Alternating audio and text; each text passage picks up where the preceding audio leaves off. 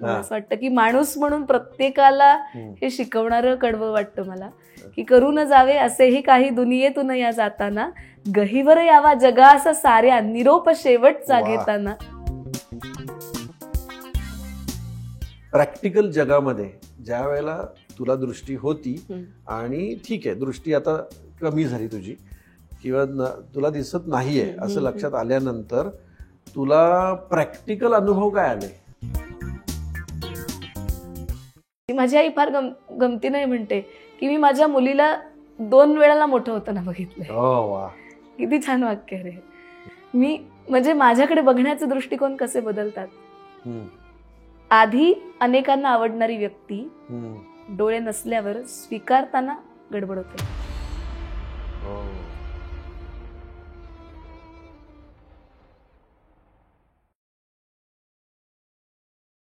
सुरुवात करूयात आपण आपल्या इंटरव्ह्यूला, पण ते असं फॉर्मल आता मी आता आजच्या या भागामध्ये स्वागत करतो वगैरे असं न करता अनघा मोडक यांच्याशी मी आज गप्पा मारणार आहे. रादर मी तिच्या गप्पा ऐकणार आहे. हा अनघा? नाही असं काही नाही. अनघा, बऱ्याचशा कविता तुझ्या मुखोद्गत आहेत. कविता, अनेक गाणी तुझी तोंडपाठ आहेत, म्हणजे तुला ते बघावं लागतच लागेल. तर एक कविता ना व्हॉट्सॲपवरती खूप माझ्या फॅमिली ग्रुपवर, मित्रांच्या ग्रुपवर असं एक मोटिवेशनल साहित्य येतं ना, तर त्याच्यामध्ये विंदा करंदीकरांच्या नावाने एक कविता आली आणि मी तशीच ती फॉरवर्ड केली. आणि मग माझ्या एका मित्राचा मला मेसेज आला की अरे ही विंदांची कविता नाहीये, ही गुरु ठाकूरची कविता आहे. आता तू इतकी साहित्यात असतेस आणि गुरु ठाकूर तुझे मित्र पण आहेत, तर बापरे, मित्र नाही तो, म्हणजे तो खूप मोठा आहे. कधी लागली मदत तर गुरु ठाकूर दादा मदत करतात, ही माझ्यासाठी भाग्याची गोष्ट आहे. हा, तर ना तुला ती कविता माहिती असावी कदाचित.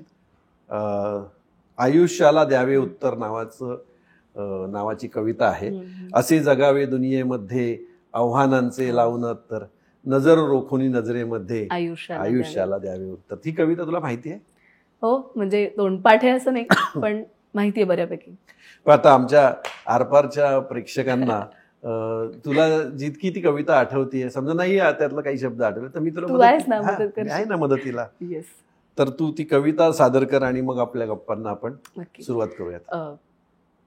म्हणजे तू म्हणालास तसं माझ्यासमोरही ती विंदा याच अनुषंगाने आली होती, पण एका कार्यक्रमाच्या दरम्यान गुरु ठाकूर यांनी स्वतःच सांगितलं आणि फार छान ते म्हणाले होते की एखादा अप्रोच किती सुंदर असू शकतो एखाद्या गोष्टीकडे बघायचा. मला असं वाटतं की ती कविता जेवढी सकारात्मक आहे त्या संदर्भातली त्याची प्रतिक्रिया पण गुरु ठाकूर यांची सुद्धा तेवढीच महत्वाची वाटते मला. त्यांनी असं म्हणलं होतं की त्या कवितेच्या खाली जेव्हा कोणाला तरी विंदा लिहावंसं वाटलं, ही सुद्धा माझ्यासाठी सन्मानाची गोष्ट आहे. क्या बात आहे. तर ही किती सुंदर गोष्ट आहे. आपण चिडचिड केली असती की अरे नाही नाही ती माझी कविता आहे, मग ती विंदांच्या नावावर का खपवली जाते. तर हा जो अप्रोच आहे, हाच अप्रोच त्या कवितेमध्येही गुरु ठाकूर यांनी मांडलाय की असे जगावे दुनियेमध्ये आव्हानांचे लावून तर, नजर रोखुनी नजरेमध्ये आयुष्याला द्यावे उत्तर.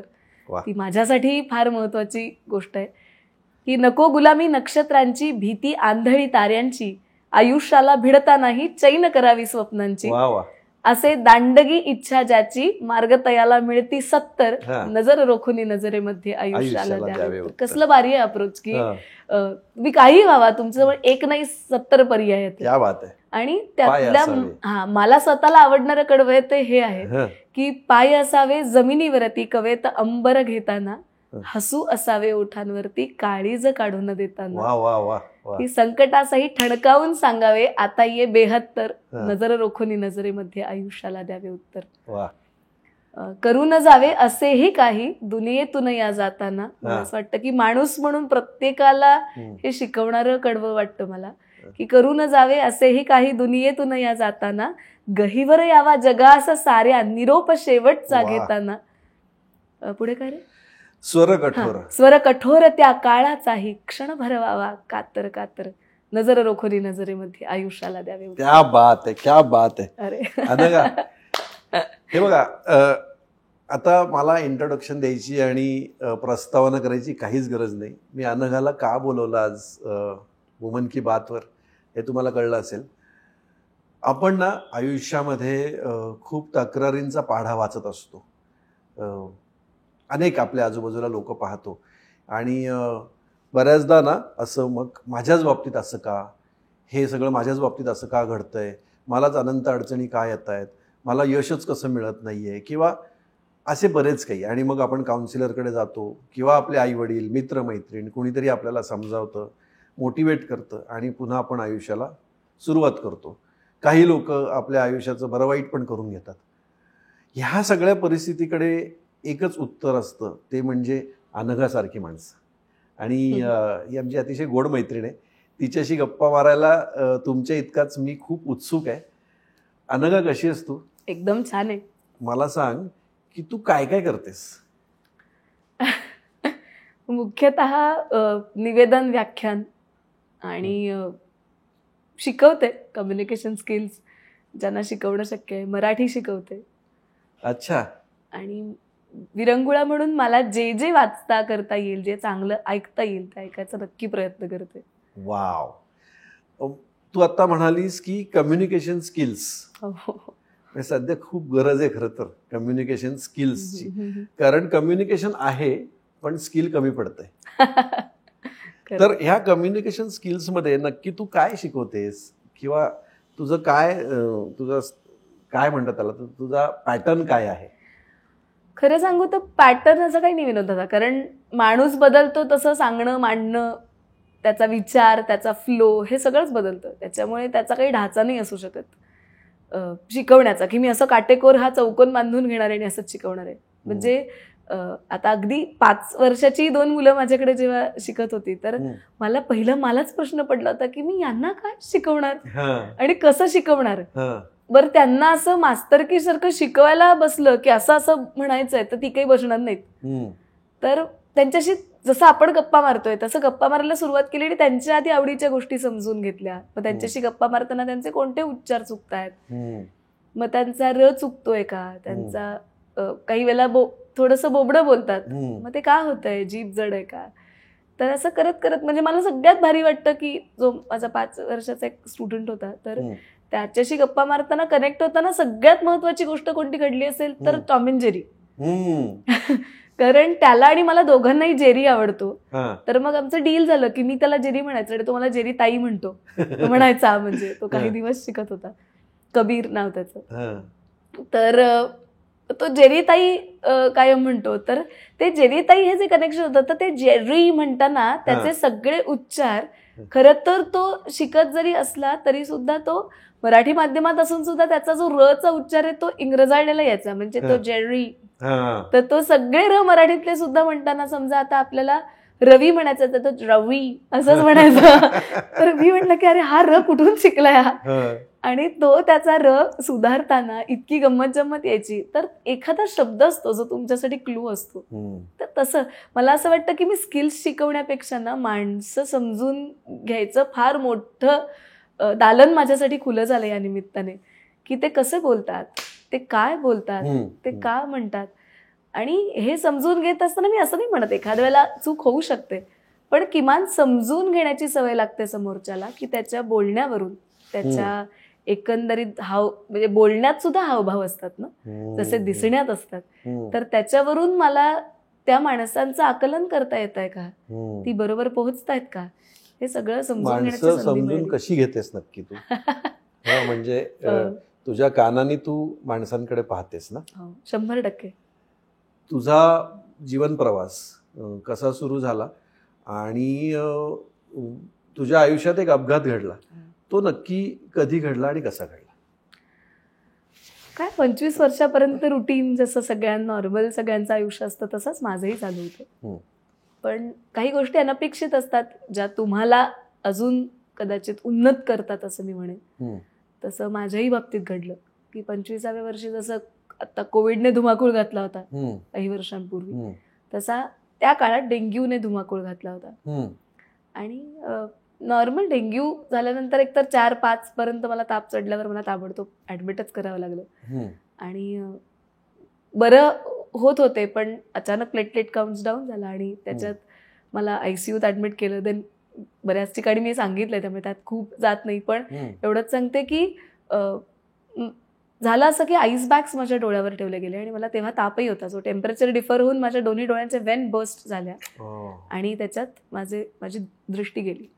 अच्छा. मग जेव्हा तुला समजलं, जेव्हा तुझा ताप खाली उतरला असेल किंवा तुला दिसत नाहीये ही भावना किंवा हे फिलिंग तुला पहिल्यांदा कसं कळलं की तुला दिसत नाहीये? हे काही प्रसंग आठवतोय असं? हा, सिम्पल. कारण अरे डोळे ब्लर होत होते ना, धुरकट दिसायला लागलं दोन्ही डोळ्यांना, मग हळूहळू काळच दिसायला लागलं. तर मी आईला सांगत होते की मला दिसत नाहीये. तर मुळात हे पहिल्यांदा घडतंय का, म्हणजे काय होतंय? काही वेळा आपल्या डोळ्यासमोर अंधारी येते बघ, की चक्कराला क्षणभर अंधारी येते, थोडंसं बांबवल्यासारखे होतं आणि परत दिसायला लागतं. आधी मला असं वाटलं की तसंच काहीतरी झालंय, पण त्या डोळ्यांची अवस्था माझ्यापेक्षा बाकीच्यांना दिसत होती ना ती काय आहे, त्यामुळे ते काहीतरी गंभीर आहे एवढंच कळलं होतं.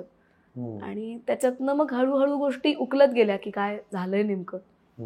आणि नेहमीच मला हा प्रश्न विचारतात, सगळ्याच इंटरव्ह्यू मध्ये विचारलाय मी, त्याच्यात सेम उत्तर दिलंय. कारण खरंच ती अवस्था होती की एखादी गोष्ट धडकन समोर आली ना की त्या क्षणी आपल्याला नाही रिॲक्ट होत आहेत, ब्लँक होतो आपण. तसे मीही ब्लँकच होते, कारण आत्ता आहे का पुढे आहे काही माहितीच नाहीये, तर काय त्याच्यावर चर्चा विचर्चा करणार. किंवा तो धक्काच असा असतो की तेव्हा तुम्ही नाही बोलू शकत. तेव्हा तुम्ही फक्त कधी कधी असं होतं ना की तुम इतना क्यों मुस्कुरा रहे हो, क्या गम है जिसको छुपा रहे हो. तशी अवस्था होते की मी हसत होते फक्त, कारण मला माहितीच नव्हतं की हे दुःख कोणत्या प्रकारचं आहे. कारण दुःखाला सुद्धा आपण रुटीनाइज झालेलो असतो रे, की ओके या प्रकारची दुःख आहेत ना. म्हणजे आपल्याला अडचणी संकट येणारी दुःखही माहिती असतात की ओके आता माझ्या आयुष्यात ताप आला तर बाबा मला दुखतंय, तर एखाद्या दुखण्याचं दुःख असतं. पण अशा प्रकारचं दुःखाला मी सामोरेच गेले नव्हते. सो त्यासाठी रिॲक्ट काय व्हायचं हेही मला माहित नव्हतं. आणि घरचे नव्हते कधी असे? नाही, काहीच संबंध नाही. त्यामुळे घरचेही शॉक्ट. आणि मी म्हटलं तसं की वडील माझे आदल्याच वर्षी गेलेले असल्यामुळे घर आधीच एका दुःखातून जात होतं, त्याला अजून एक पुष्टी. सो तेच सगळे तसेच होते. फक्त मी म्हटलं तसं की मला रडायचंही भान नव्हतं तेव्हा, की आपल्याला या संदर्भात रडायचं आहे. म्हणून म्हटलं की ते गाणं परफेक्ट आहे त्यासाठी, की भोगले मी दुःख, ती जी कविता ना सुरेश भटांची, की भोगले जे दुःख त्याला सुख म्हणावे लागले, एवढे मी सोसले की माझं हसावे लागले. क्या बात आहे. तर मी खूप सोचते असं माझं की म्हणणं नाही, त्या क्षणाची जाणीव कदाचित तशी असावी असं मला वाटतं. 25व्या वर्षी म्हणजे आपण ज्या वेळेला आपल्याला अचानक दिसेन असं होतं, आपल्याला आपल्या घरच्या माणसांचे आवाज ऐकू येतात, मित्रमैत्रिणींचे आवाज ऐकू येतात, आणि कालपर्यंत ज्या मैत्रिणीकडे, मित्राकडे, घरच्यांकडे आपण पाहू शकत होतो, पुस्तकं वाचत होतो, तर नाही, पण आता तर तू म्हणजे इतकी भारी आहेस की आता बघ, कवितेच्या ओळी मला खाली बघाव्या लागल्या, पण तुझ्या त्या फिट आहेत मनामध्ये बसलेल्या. म्हणजे मला फार मजा येते तुझ्याशी गप्पा मारताना. अरे पण ती त्या कवितेची ताकद आहे. आणि मला नेहमी असं वाटतं की आता जे म्हणतात ना मला विनोद दादा, की किती छान होतं, कविता पाठ होतात, पण मी तुला प्रामाणिकपणे सांगू, जे उत्तम निवेदक आहेत, जे उत्तम वक्ते आहेत, त्या सगळ्यांच्या उत्तम साहित्याच्या ज्या कलाकृती असतात, जे आविष्कार असतात, ते आपोआप पाठ होतात. कारण ती गोष्ट तुमच्या फक्त एका गोष्टीपुरती, वाचनापुरती नाही मर्यादित राहत रे. ती झरकन आत उतरते, आणि आत उतरलेल्या गोष्टी आपण विसरत नाही, एक. आणि दुसरी गोष्ट, जे चांगले वक्ते आहेत, निवेदक आहेत, ते बरेच जण कितीही ते कागद घेऊन बोलतायत असं म्हणत असले तरी तो त्यांच्यासाठी फक्त आधार असतो. ते थेट संवाद साधत असतात, ते काही खाली बघून नाही बोलत. मी काही वेगळं नाही करत आहे, माझ्यासाठी आधाराच्या चिठ्ठ्या मनात असतात, त्यांच्या हातात असतात, एवढंच. या बात आहे. पण तू आधीच म्हणजे ज्या वेळेला तुला आजार झाला, डेंग्यू झाला, त्याच्या आधी तू कार्यक्रम करत होतीस, निवेदन? खूप नाही, पण थोडेफार. आणि मग त्यानंतर जेव्हा तुला दिसलं किंवा डॉक्टरांनी सांगितलं असेल, मेडिकल रिपोर्ट्स आले असतील की अनघा तू आता पाहू शकणार नाहीस, तर तू आता सांगितलंस तू ते कसं घेतलंस, पण तो एक शॉक जो येतो किंवा एक आघात जो होतो त्याला पटकन रिॲक्ट आपण होत नाही. बरोबर. पण काही दिवसानंतर तुला असं कधी चिडचिड अशी कधी झाली का? ऑलमोस्ट वर्षभरानंतर झाली. म्हणजे कदाचित तो धक्का इतका सस्टेन राहिला होता. फक्त मी एक सांगू का, त्या धक्क्याने तुम्ही कोलमडून जाता का तो शांतपणे स्वीकारता, या दोन गोष्टीत फरक असतो दादा. माझ्या आजूबाजूच्या प्रत्येकाच्या बूस्टमुळे, त्यांच्या सकारात्मकतेमुळे आणि ठरवून की माझ्यासमोर रडायचं नाही, ते सतत हसरे असायचे. मग या एनर्जीमुळे ना तुम्ही आपोआप स्वतःकडे छान बघायला लागता. म्हणून मी सुरुवातच करताना म्हणलं ना की विंदांची कविता आहे म्हणून माझी असून विंदांची कशी, असं गुरुदादाने चिडचिड केली असती तर ते ऑडच झालं असतं.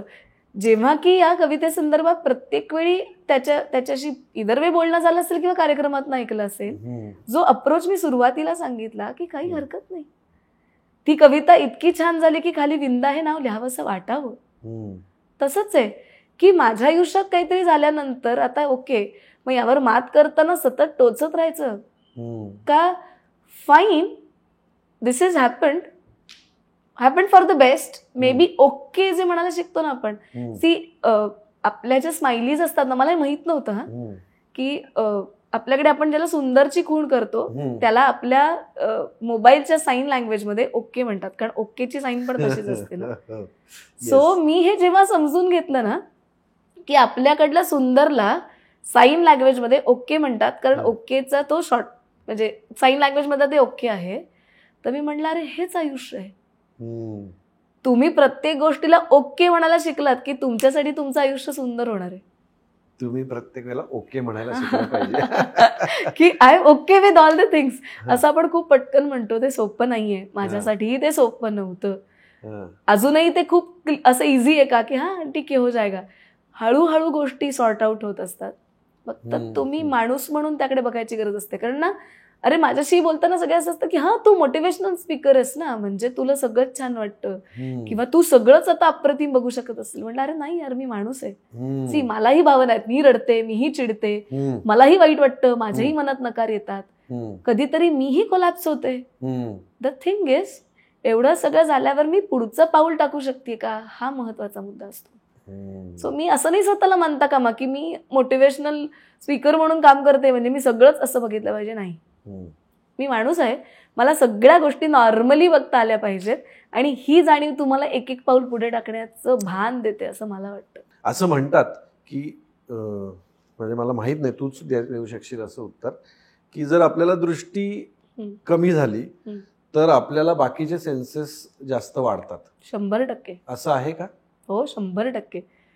म्हणजे माझा स्पर्शाचा सेन्स खूप कमाल नाहीये, पण कान आणि नाक यात लगेच तुला अगदी छोटीशी वाईट भाषेत सांगू का, म्हणजे एक मित्र म्हणतो की तिला कुत्र्याचे कान आणि नाक बसवलंय. म्हणजे कारण इतके शार्प झालेत कान. म्हणजे अरे गंमत म्हणून सांगते, ते याचा चित्रपट होता ना संजय नार्वेकरचा, अगं बयारेच्या, तो कसं ते कानांवर हात घेऊन धावतो, ते सगळे त्याला किलबिलाट ऐकूयाला लागतो जे पलीकडचं. तर माझे डोळ्यांच्या नंतर मी राहते 4थ्या मजल्यावर, तर मला ग्राउंड फ्लोअर वरती जे काही कोणी बोलतायत ते क्लिअर ऐकू यायचं, क्लिअर, स्वच्छ, म्हणजे कितीही हळू बोलत. पण आता ही अतिशयोक्ती वाटेल, पण कदाचित हे खूप ऍक्सिडेंटली घडल्यामुळे ना तुमचं बूस्ट कसं होतं, ट्रिगर होतं, तसे कदाचित कानांच्या शक्ती ट्रिगर झाल्या, कारण ते सगळ्या बाजूंनी काम करायला लागलं असं मला वाटतं. सो त्यावेळेला अरे मला हे शिकून घ्यावं लागलं की मला हे नाही ऐकायचंय. पण ते ऐकू येतच नाही. आता जर आपण ठरवलं की मी कट करायला शिकले त्या गोष्टी, की हा खरं अरे कारण त्याचा त्रास होतो दादा. नाही तर खूप तुला एक सोपा एक्सरसाइज म्हणून सांगते, आणि खरंच करून आपल्याला मेडिटेशन मध्ये सांगतात बघ की तू डोळे 2 मिनिटं बंद केलेस ना की इथे आहेत त्याच्या दुप्पट आवाज तुला कळायला लागतात, सूक्ष्म आवाज कळायला लागतात, ऐकू यायला लागतात. तू करून बघितलंस तरी तुझ्या लक्षात येईल की म्हणजे आम्ही मध्ये त्या दिवशी गंमत म्हणून हॉटेलमध्ये बसलो होतो आणि एकदम खूप माणसं आल्यावर ते किओटिक वाटायला लागलं. म्हणलं यार खूप आवाज येत आहे. कर्कश. आणि मला ना ते कर्कश होतं, कारण मला तुम्हाला ऐकू येतं त्याच्या जवळपास डबल इंटेन्सिटीने ऐकू येतं. बरोबर. पण हे नंतर म्हणजे नंतर आधी तुला नॉर्मल ऐकू यायचं? नॉर्मल म्हणण्यापेक्षा सांगू का, की तुम्ही ज्या ज्या कला शिकत असताना त्या कला तुमचे असेही सगळी इंद्रिय जी असतात जाणीवा त्या थोड्या थोड्या शार्पन तासायला लागलेलो असतो आपण. आता मी ज्यांच्याकडे पुण्यात शिकायचे शामराव जोशी, तर शामराव आम्हाला एक्सरसाइज द्यायचे. कसला एक्सरसाइज तर सांगते, नादांचा अभ्यास शिकवायचे. नादानुसंधान असा छान शब्द वापरतात. तर ते म्हणाले होते की कधी आपल्याला छान बोलता येतं जेव्हा तुला ते उत्तम बघता येतं. मी नुसती कल्पना म्हणत नाही. दिसणं आणि तुम्ही कल्पनेने उभं करणं याच्यात फरक आहे. तर ते काय करायचं, एक वाक्य द्यायचं आणि सांगायचे बघ, आणि डोळे मिटून बघायला सांगायचे. डोळे असताना व्हिज्युअलायझेशन. आणि मी तेच सांगते की ते कल्पनांनी नाही उभं करायचं, म्हणत राहायचं. त्याचं चित्र उमटतंय का आपोआप. हे चित्र जर आपोआप उमटायला लागलं तर ते जे दिसतंय ते मग मांडायला सांगायचं की आता उलगड, मी आता वेगळं काय करते. आता त्यांनी हा एक्सरसाइज डोळे असताना शिकवला मला. मी म्हणून नेहमी म्हणते की डेस्टिनी स्पीक्स मोर दॅन अस. हे का त्यांनी मला आधी शिकवलं असेल? बरं, ते मला नाही, ते सगळ्यांना शिकवतात. पण ते करता येणं नादानुभव, की तुम्हाला त्या नादांची चित्र बघता येतात का. एखादं वाक्य तुम्हाला कसं व्हिज्युअलाइज होत आहे. आता मी व्हिज्युअलाइज हा आपल्याला कळावं म्हणून शब्द वापरते. दादा, आपण एखादी गोष्ट म्हणत राहिलो ना आत, तर ते आपोआप उमटायला लागतात ना. होतं ना, त्या दिसायला लागतात तुम्हाला. अरे आता हा एक्सरसाइज आहे. आपण खूपच सामान्य होत. जे असामान्य होते त्यांना ऋषींना द्रष्टे म्हणतात ना. दिसलं त्यांनाच आपण ऋषी म्हणतो ना. आता हा त्यातला एक कण फक्त आम्हाला कदाचित त्यांनी करायला सांगितलंय. बरोबर. न दिसताना दिसणं, दिस इज ब्युटी. आता मी जरा वेगळ्या ह्याच्याकडे येतो. आपण इतकं तुझं साहित्य आणि तुझा संग्रह इतका छान आहे, कविता किंवा वेगवेगळे अनुभव तू सांगतेस. नादानुभव हे नवीन होता माझ्यासाठी, आता त्याची माहिती घेईन. आणि अरे म्हणजे मी ऋषी हा शब्द ते खूप असामान्य आहेत, मला त्यातलं काही येत नाही. मी मगाशी म्हणून म्हटलं ते फक्त क्लिअर करते, त्याचे विपर्यास नको. एक कण फक्त आम्ही समजून घेऊ शकलोय. एक कण सुद्धा मोठी गोष्ट आहे कदाचित, पण हे अनुभवता येणं ही आनंदाची गोष्ट. एवढं चांगलं आहे, खूपच छान आहे. मला प्रश्न पडतायत खूप. तुला ऐकताना माझ्या मनामध्ये खूप प्रश्न पडतायत. कारण आता असं आहे ना की असं काही असलं की एक पहिलं म्हणजे एक सहानुभूती असते लोकांची. प्रॅक्टिकल जगामध्ये ज्या वेळेला तुला दृष्टी होती आणि ठीक आहे, दृष्टी आता कमी झाली तुझी किंवा तुला दिसत नाहीये असं लक्षात आल्यानंतर तुला प्रॅक्टिकल अनुभव काय आले? म्हणजे ठीक आहे, आपण त्या दुःखात आहोत, वर्षभरांनी तुला ते लक्षात आलं. आता प्रॅक्टिकल याच्याकडे येऊयात आपण. असं काय तुला जाणवलं किंवा असं काही अनुभव आले? सगळ्यात पहिली गोष्ट, सहानुभूती घरच्यांकडनं 0% मिळाली. ही सगळ्यात अंडरलाईन्ड गोष्ट आहे. का सांगते? कारण तुम्ही काय करता, एखादी गोष्ट आली ना की आपण स्वतःला तरी किंवा दुसऱ्यांना तरी एकदम काय म्हणतो, कुरवाळायला सुरुवात करतो, थोंबाळायला सुरुवात करतो. आणि काय होतं दादा, त्याच्याने आपण दुःख, स्वतःची संकट सगळंच धरून बसतो. आणि हे जे कुरवाळलंय ना, हे माझ्या घरच्यांनी किती दिवस केलं असेल? काही दिवस, जोपर्यंत मला काही गोष्टी शिकता येत नाहीयेत. म्हणजे मला घर समजून घेण्यासाठी गरज असते तेव्हा तुम्हाला लाड करायची. माझी आई फार गमतीने म्हणते की मी माझ्या मुलीला 2 वेळाला मोठं होताना बघितलंय. किती छान वाक्य रे. की डोळे गेल्यानंतर ती मला भरवायला लागली तेव्हा तिच्यासाठी जरी मी 25 वर्षाची असले तरी आईसाठी मी कदाचित 1च वर्षाची होते. बरोबर. कारण ती घास भरवताना मला नाही कळायचं ना पान. मग तिनं आमची अरुणा मावशी, जिच्याकडे मी योगा शिकायला सुरुवात केली पहिल्यांदा, की डोळ्यांच्या नंतर स्वतःचं शरीर कसं समजून घ्यायचं. अरुणा आपटे असं मावशीचं नाव. तर तिनं पहिल्यांदा मला पान वाढून दिलं आणि ते सांगितलं मी भरवणार नाही. समजून घे काय. हम्म. आणि ती म्हणाली की आधी मी तुला नाही सांगणार, हा हम्म. तू मला सांगायचं. मग मी हात लावला, पोळी आहे, उजवीकडे भाजी आहे. किती छान संस्कार आहे बघ दादा. हम्म. आपल्याकडे पान वाढण्याची सुद्धा पद्धत आहे. वा. हा, काय डावीकडे काय वाढायचं, उजवीकडे काय वाढायचं, मध्यात काय वाढायचं, वरती काय वाढायचं. पानाला शिस्त असल्यामुळे माझ्या डोळ्यांनी जरी दिसत नसलं तरी माझ्या हातांना हे परफेक्ट माहिती होतं की उजवीकडे भाजी असते आणि डावीकडे लोणचं असतं. आता पानाची शिस्त चुकली की मला समजून घेताना माझी गडबड होते. सी किती छोटीशी गोष्ट आहे रे. पण विचारांना जशी शिस्त असली पाहिजे तशी आपली संस्कृती वाढण्यालाही शिस्त देते. याच्यातनं असणाऱ्यांना आणि नसणाऱ्यांना दोघांनाही फायदा आहे. चिडचिड झाली का कधी? तेच सांगत होते मग की मग हे पहिल्यांदा सहानुभूतीचं सांगते आणि मग पुढे चिडचिडीकडे येते. कारण सहानुभूती चिडचिड निर्माण करायला कारणीभूत ठरते. खरं तर महत्वाचं वाक्य खरंच सांगते हा. आणि मी तुम्हा सगळ्या प्रेक्षकांना विनंती करेन की कमतरता दिसणाऱ्या कमतरतांना सहानुभूती देता, न दिसणाऱ्या कमतरतांना देत नाही. मग असं का करताय? कुणालाच देऊ नका ना. कारण त्याच्यानं तुम्ही अकारण समोरच्याला एकतर तुम्ही खाली तरी आणता किंवा वर तरी नेता. दोन्ही गरजेचं नसतं.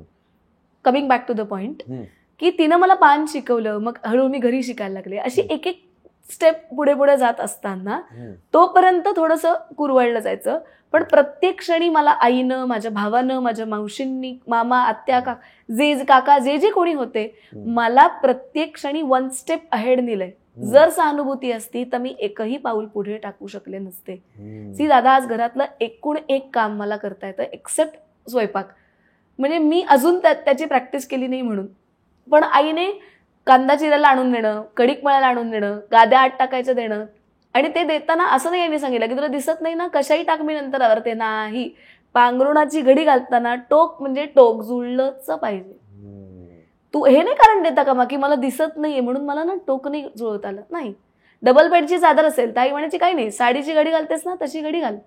आधी 2 टोकं जोडायची, मग आडवी जोडायला सुरुवात कर साडीसारखी. आपण साडी कशी जोडत जातो, 2 पदर धरून परत जवळ आणतो, असं करत डबल बेडची घडी.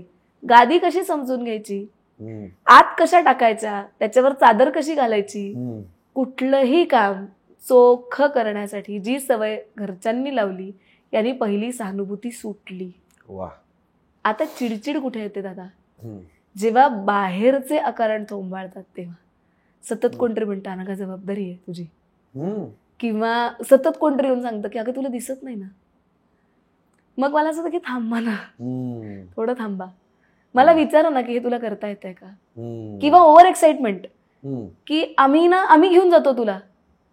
मला ना कधी कधी नाही सांगता येत रे दादा की अरे मला नका नेऊ, कारण तुम्हाला नाही नेता आलं तर मी धडपडेन.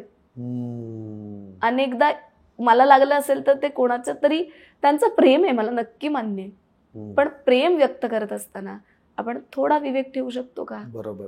मग आता तो जेव्हा नाही कोणीतरी लक्षात येत ना कोणाचं, आणि तो ठेवला जात नाही, मुद्दामून नाही करत कोणीच, हे मलाही माहितीये. खूप आदराने भावनेनं ते केले जातात.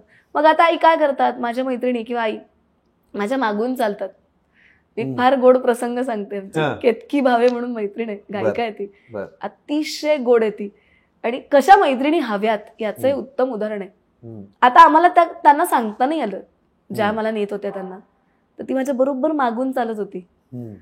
तर ती मला ऐकू येईल एवढ्याच भाषेत सांगायची, अनगा स्पीड ब्रेकर, अनगा राईट, अनगा लेफ्ट, अनगा सरळ चल, थांब.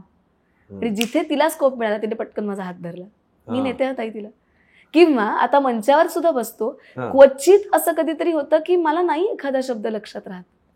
ती इतकी अवेअर असते की माझी वही तिच्या समोर मुद्द्यांची जरी असली तरी सुद्धा सायमल्टेनियसली तिला माहिती असतं चुकून एखादा शब्द अडला तर मी पुढचा शब्द तिच्याकडे वळून बघायच्या आत माझा शब्द माझ्या कानावर पडलेला असतो.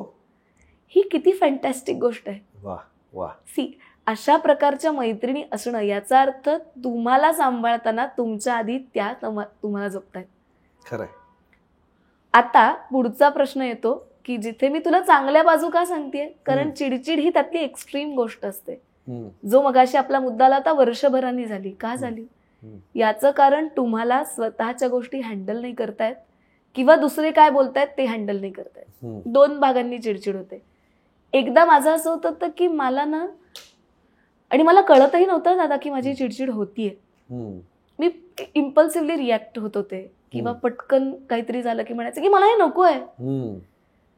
त्यावेळेला आई भाऊ हे सगळेच समजून घेत होते. एखादी निगेटिव्ह गोष्ट सुद्धा तुम्हाला पॉझिटिव्हिटीकडे नेते. झालं असं की 2014 मधला डेंग्यू संपल्यावर, मी तुला 15 सालची गोष्ट सांगते, ऑक्टोबर मध्येच मला परत ताप आला आणि मी खूप घाबरले आतून की नाही हे काही म्हणजे परत असं झालं तर माझा ताप उतरेना. आणि नेमका माझा भाऊ औषधं त्या क्षणी त्याने आणणं अपेक्षित होतं, तर तो तासाभराने उतरणार होता, तर तेव्हा ती काही आणली नव्हती. आणि ना घरी कोणतरी एक आयोजक मला भेटायला आले होते. माझ्या लक्षातही नाही आलं. मी इतक्या पटकन त्याला म्हणले की तू नाहीच आणल्यास का गोळ्या. फाटकन आलेली प्रतिक्रिया किंवा काय त्यावेळेला 2 वाक्य बाहेर पडली असतील तोंडून. आलेल्या आयोजकांनी पार्ल्यात सांगायला सुरुवात केली की अरे एवढं घरातली माणसं अनघासाठी करतायत, अनघा उद्धटच आहे, तिला कळत नाही अजून. आय एम थँकफुल टू हिम की त्यांनी मला हे रिअलाइज करून दिलं की अरे आपली चिडचिड होतीये, आपल्याला आपल्या गोष्टींवरती ताबा मिळवता येत नाहीये. त्यांनी एक बाजू बघितली, मला दोन्ही बाजूनी बघायला लावलं. अरे वा. हा, कदाचित ते मला म्हणाले असतील उद्धट, म्हणू दे, पण त्यांच्या म्हणण्याने मला तर शहाणपण मिळालं की 4 माणसं समोर आलेत म्हणून खोटं वागायचा हा मुद्दा नाहीये, पण कोणी समोर आलं असेल तर आपण थोडा संयम बाळगू शकतो का, एक. आणि दुसरी गोष्ट, मूलभूतच संयम वाढू शकतो का. तर मी मग घरच्यांना सांगायला सांगितलं की माझी चिडचिड झाली तर मला नाही कळलं तर मला सांगा. मग आता ते सांगतात की थोडं थांब, हा काहीतरी गडबड होतीये. आता हे त्यांनी सांगायला सुरुवात केली. पूर्वी ते पण भिडस्त असायचे की नको आता ती उभी राहतीये. काय होत होतं, मी पहिले 6-7 महिने ओपिनियनच देऊ शकत नव्हते. म्हणजे मला कोणतीही गोष्ट विचारली ना, कारण हा माझा स्वभाव नाहीये, मला माझी ठाम मतं आहेत. तर मला आईने काही विचारलं की काय खाशील, काही काय घालशील, काही कुठे जायचंय, कुठेही काय वाचायचं तुम्ही ठरवा, वाचून दाखवतो. हा, याच्या पलीकडे माझी उत्तरच नव्हती. अरे म्हणजे माझ्या वाढदिवसाच्या दिवशी जो डोळ्यांनंतरचा पहिला, तेव्हा 50 जणांना आईंनी बोलवलं होतं का, तर सगळे छान घरचे जमले होते. तर कोणता ड्रेस घालशील, म्हटलं तू ठरव. तेव्हा माझ्या आईने सांगितलं आज तू ठरवायचंय. मी म्हटलं मला नाही माहिती, आणि हा माझा स्वभाव नाहीये. सो जेव्हा असं व्हायला लागलं की माझी मतं द्यायला लागले, त्यावेळेला मग पहिल्यांदा आई भाऊ सांगायचं नाहीत रे काही, पण त्याच्यातनं असं नाही होता कामा की मी चुकीच्या पद्धतीने रिॲक्ट होते. सो तिथे त्यांनी तोंबाळणं बंद करून टाकलं. आता ते इतके शिस्तीत असतात की चूक तर चूक, मग समोर कोणी असू दे सांगतात की हे चुकलं ना, आणि हे बरोबर आहे. भाऊ लहान का तुझा? धाकटा भाऊ आहे. धाकटा काय, तो फार गोड आहे आणि माझ्यापेक्षा शहाणं बाळ येते. तुझ्यापेक्षा किती वर्षांनी लहान आहे? 2 वर्षांनी लहान येतो. 2 वर्षांनी. पण म्हणजे त्यात सगळ्यात महत्वाचं की कशा पद्धतीनं आणि काय समजून घेतलं पाहिजे, हा जो भाग आहे ना त्याच्या बाबतीतला, की एक म्हणजे त्याचं असं होतं ना की मला रोज गोळ्या समजा द्यायला लागत असतील, तर आज 10 वर्ष होतील रे या सगळ्या गोष्टींना, पण कधीही त्या मुलाने चिडचिड केलेली मी पाहिली नाही. आणि इट्स सेल्फ एक कंपोज्ड असतो ना, तसाच आहे तो. आणि 2-3 महत्वाच्या गोष्टी मला असं वाटतात की तुमच्या बरोबर कोणीतरी शांत असलं ना की मुळात मला बागडायला आवडतं, तर त्याच्यामुळे त्याचा शांतपणा मग तो जास्त हायलाइट होतो की आबोले, आणि तसा तो जमली मैफल की खूप गप्पा मारेल, पण अदरवाईज तो खूप बोलगेवडा नाही, तसं त्याला खुलायला वेळ लागतो. हा, आणि काय म्हणतो आपण की म्हटलं तसं की कुठलीच गोष्ट तो एकदाही कुठल्याही कारणाने की मी हिचा भाऊ आहे, मी काही केलंय, हे त्या मुलाने एकदाही दाखवलेलं नाही, तो सांगत नाही. पण त्याने ब्युटिफुल गोष्ट आहे. नाही तर एवढंच केलं की बॅनर होतात रे त्याचे. नाही तसं. पण तुला अत्यंत ह्या सगळ्या प्रसंगातून तुला पुन्हा उभं करण्यासाठी भावाची मदत पण खूप झाली. भरपूर. आई भाऊ आत्या माझी, काका, मामा, सगळ्या मावशा. मग मावशा म्हणजे आईच्या सगळ्या ज्या मैत्रिणी, आमचे family friends, each and every one, माझ्या मैत्रिणी, मित्र, माझे सगळ्यात महत्वाचं माझे गुरुवर्य, की ते तुमच्या पाठीशी असं कोणतरी लागतं दादा, की ज्याच्याशिवाय तुम्ही उभे नाही राहू शकत. तर द बेस्ट एनर्जी आपली माणसं आणि कृपा. कारण ती नसेल ना रे तर आपण उभे नाही राहू शकत. कारण मला काय, हे बघ, भिवू नकोस मी तुझ्या पाठीशी आहे, हे स्वामींचं वाक्य ऐकतो, पण म्हणणारे स्वामी पाहिजेत ना. हा, म्हणणं हे कोण म्हणतंय, म्हणणारं पाहिजे ना. एक्झॅक्टली. की वसंत जोशी, मला माहिती नाही गुरुवर्यांची नावं सांगायची नसतात, पण आज फर्स्ट टाइम बोलतेय, पण त्यांच्या प्रति कृतज्ञता प्रचंड. कारण तुम्हाला घडवणारा असा कोणीतरी हात लागतो. फार महत्वाचे, ते नेहमी असं म्हणतात की मडकं पक्क केव्हा होतं, कुंभार थापट्या मारून मारून त्याला छान करतो, आणि माती मऊ आधी करावी लागते, थापट्या मारून त्याला आकार द्यावा लागतो. त्यामुळे जिथे मी म्हटलं ना की 2-3 माणसं अशी आहेत की तोंबाळत नाहीत म्हणजे नाहीत. मी चुकले की आम्ही सर म्हणतो त्यांना, की सर मला सांगतात की हे नाही चालणार तर नाही चालणार. आणि ही खूप महत्वाची गोष्ट असते की कुठे थांबायचं आणि कधी थांबवायचं हे परफेक्ट माहिती असल्यामुळे ना दादा, योग्य ठिकाणी सिग्नल असतात म्हणून अपघात होत नाहीत रे. आणि ते पाळले नाहीत की गडबड आहे. त्यामुळे मला असं वाटतं की गुरुवर्यांनी हे दाखवलेलं आहे की इथे थांबलंच पाहिजे. इथे 4 रस्ते तर तुला माहिती पाहिजे तुझा रस्ता कोणता, हे काय करायचं नाही. आणि दुसरी सगळ्यात महत्वाची गोष्ट, याच्याने सगळ्यात काही छान होत असेल ना तर मी करतेय हा अप्रोचच सुटतो. आणि हा सगळ्यात अमेझिंग अप्रोच आहे की माझ्याबरोबर कोणीतरी आहे, यामुळे मिळणारा धीर, आणि मी कुणी नाही यामुळे तुमचा सतत जमिनीवर असलेला पाय, जे वाक्य मी का म्हणलं मला आवडतं की पाय असावे जमिनीवर ती कवेता अंबर घेताना. एक ना शेर ऐकला होता दादा की एकदा पावसाला विचारलं जातं, ती जी सर पडत असते की बारिश तुम आसमां से कूदती हो, जमी पे आती हो, लगता नहीं. तर त्यावेळेला ती सर उत्तर देते की माँ की गोद में जो कूदती हूँ लगेगा कैसे. तर तसं आहे की गुरुवर्य ही माऊली आहे, गुरु माऊली, आणि माझी आई, माझे सगळेच माऊली आहेत माझ्यासाठी.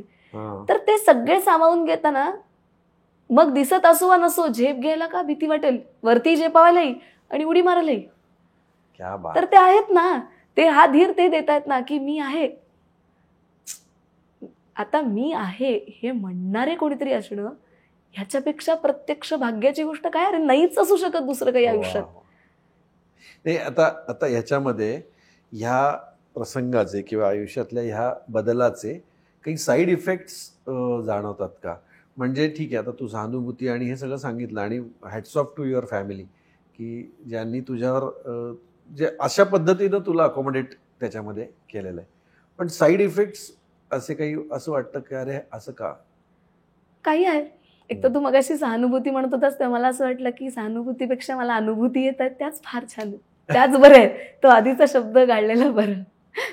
तर apart from all this things, side effects म्हणण्यापेक्षा मला असं वाटतं दादा हे दृष्टिकोन आहेत जे काही वेळा खटकतात. मग ते समाजाचे असतील, माणूस म्हणून असतील, कधीतरी स्वतःसाठी सुद्धा असतील. उदाहरणार्थ सांगते, म्हणजे एखादी गोष्ट मला नाही करता आली तर त्यावेळेला मलाही ते शांतपणे बघता येतंय का, हा फार महत्वाचा भाग असतो. तू जे म्हणालास ना चिडचिड, ती चिडचिड तुम्हाला संयमाने घेता येणं हा सुद्धा एक टास्क आहे. ते घेता आलं नाही तर त्याचे साईड इफेक्ट्स आहेत. मग डिप्रेशन, कारण लोक काय अनेक अंगाने बोलणार आहेत. अरे आपण आज बोलतोय रे, गाणं काही काळ लिहून ठेवलेलं आहे की कुछ तो लोग कहेंगे, लोगों का काम है कहना. अरे हा अनुभव सगळ्यांनाही म्हणून म्हटलं जातं ना, तो काय फक्त आपल्याला आहे का, तो अनेकांना येतोय म्हणून लिहिलेलं आहे. तर आता 2 मुद्दे असतात की तुम्ही त्याच्याकडे लक्ष देऊन त्याच्याने अफेक्ट होत आहे का, जेवढं नेमकं आहे तेवढं उचलून पुढे जात आहे. तर मी डेफिनेटली पहिल्यांदा अफेक्ट झाले. मी असं अजिबात म्हणत नाही की मी झाले नाही. म्हणजे उदाहरण सांगायचं तर माझ्या वयाचे जर कोणी मुली असतील तर त्यांच्या आया त्यांच्या मुलींची लग्न ठरतायत म्हटल्यावर मला येऊन सांगायला घाबरायचं हा, तुला काय वाटेल असं. की मला काय वाटेल. किंवा दुसरं, ही आमच्याकडे आली तर हिने जर त्यांच्याविषयी चुकीचा विचार केला तर.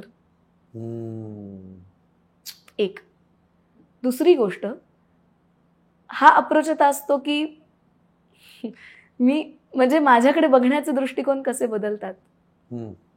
आधी अनेकांना आवडणारी व्यक्ती डोळे नसल्यावर स्वीकारताना गडबड होते. ओके. अनेक अंगांनी तुम्हाला सामोरं जावं लागतं. मग तिथे तू लग्न म्हण, रिलेशनशिप म्हण, एनिथिंग. मी हे नेहमी म्हणते दादा की हे आधीच्याही इंटरव्ह्यूमध्येच मी काही सांगितलंय, कदाचित रिपीट होईल, पण मी नेहमी म्हणते की काही गोष्टींची आवृत्ती व्हावी कारण ती गरजेची असते. गॉसिपचे कोळसे नेहमीच उगाळतो. कधीतरी चांगल्या गोष्टींसाठी जर शब्दांचं चंदन उगाळता येणार असेल तर काय वाईट आहे. तर तेव्हा असं होतं ना की कमतरता बघितल्या जातात. मगाशी भावाचा विषय निघाला म्हणून सांगते. आज त्याचं लग्न ठरत नाहीये. काय सांगतो? का नाही ठरत आहे? तर अप्रोचच होत नाहीत पुढे मुली.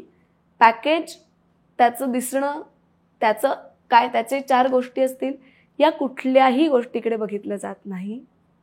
डिस्क्लेमर खाली आम्ही लिहिलंय ना कारण. तर तिथे बहीण अविवाहित आहे, डेंग्यूमुळे तिची 25व्या वर्षी दृष्टी गेली, आर्थिकदृष्ट्या ती सक्षम आहे. पण दादा हे नक्की माहिती असतं की नैतिकदृष्ट्या जबाबदारी असणार आहे. हे बघ, त्याचा आम्ही ओझं देऊ की नाही हा प्रश्न वेगळा आहे, पण ती असणार आहे. हा भाग आल्यानंतर मुली पुढे पाऊलच टाकत नाहीत. आता ह्याच्यात माझी कमतरता याकडे मी लक्ष द्यायचं का समाजामधली परिपक्वता कमी याकडे लक्ष द्यायचं मला माहित नाही.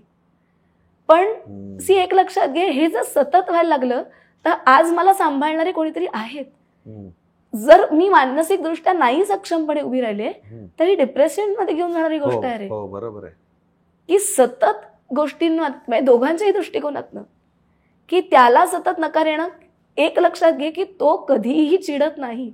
ही माझ्यासाठी केवढी मोठी गोष्ट आहे. त्याने सतत ब्लेम गेम केले असते तर की ताई तुझ्यामुळे होत नाहीये. एकदाही आजता काय 10 वर्षात तू मुलगा बोललेला नाही एकदाही. त्याची चिडचिड होत नाही. ही किती अमेझिंग गोष्ट आहे.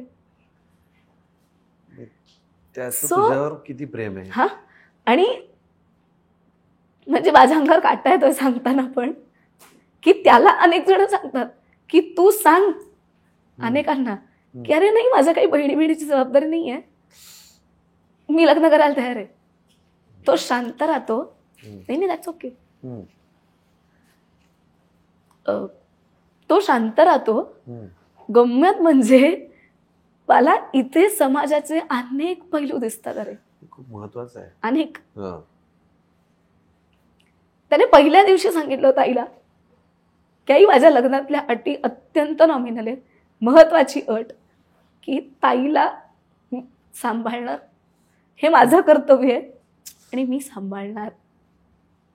तो लहान कुठे आहे? तुझा मोठा भाऊ? मोठाच भाऊ आहे तो जेन्युइनली मोठा आहे. आणि हे जेव्हा बघितलं जातं ना रे, आणि इतरांच्या दृष्टिकोनातनं कोणात दोष नसतात रे, दोष माझ्यातही आहेत, त्याच्यातही आहेत, अनेकांमध्ये असतात. मुद्दा हा असतो की तुम्ही ते कशा पद्धतीने पाहता कसं. लक्षात आलं. आणि ह्या गोष्टी जर समजून घेऊ शकलो नाही, हे बघ सर्वसामान्य समाज म्हणून त्यांच्याही दृष्टिकोनातनं कदाचित ते बरोबर असतील की भीती वाटते या गोष्टींची, कारण ती जबाबदारी छोटी नाही, हे मलाही मान्य आहे. पण माझा मुद्दा एवढाच असतो की अरे अप्रोच तर करून बघा, समजून तर घ्या माणसं, चर्चेत राहू शकतात. एक्झॅक्टली. आणि असं आहे का की समोरच्यांमध्ये कधी कमतरता नसतात? नाही. कधी आर्थिक दृष्ट्या असतील, कधी सामाजिक दृष्ट्या असतील, कधी शैक्षणिक दृष्ट्या असतील, अजून कुठल्या असतील, 17 प्रकारच्या नाही आहेत का आपल्या? खरंय. अनेक असे असते की जे मला ओळखणारी आहेत काही. पण दादा ही म्हण पूर्वापार चालत एवढ्याचसाठी आलेली आहे हम्म. की शिवाजी दुसऱ्याच्या घरात जन्माला शिवाजी, मी लागतो. आत्ता तेच म्हणणार होतो अनघा, मी आत्ता हे वाक्य बोलणार होतो की शिवाजी दुसऱ्याच्या घरात मी जन्माला खूप आहे. स्पष्ट बोलते, I am so sorry. No, no, पण मला ना एवढंच वाटलं की हे बघ, कदाचित हा धडा आमच्याहीसाठी आहे की समाज परिपक्व कसा होऊ शकतो रे. मी अजिबातच मला दोष नाही द्यायचा आहे, हम्म. पण मला असं वाटतं की एक टप्पा सुधारू शकतो का आपण. हम्म. खरंय, माझ्यापासून भावापर्यंत बघण्याच्या दृष्टी बदलू शकतात का. बरोबर आहे. काही जणांना ही भीती असते की जेनेटिकली, पण आई हेही सांगते की आमचं तर 25व्या वर्षी झाले, जेनेटिकली सो जेनेटिकली नाहीच आहे, त्यामुळे Accident आहे तोही म्हणजे तोही भाग बाजूला पडतो. बरोबर आहे. पण मुद्दा हा असतो की अप्रोच होऊ शकतो का नाही.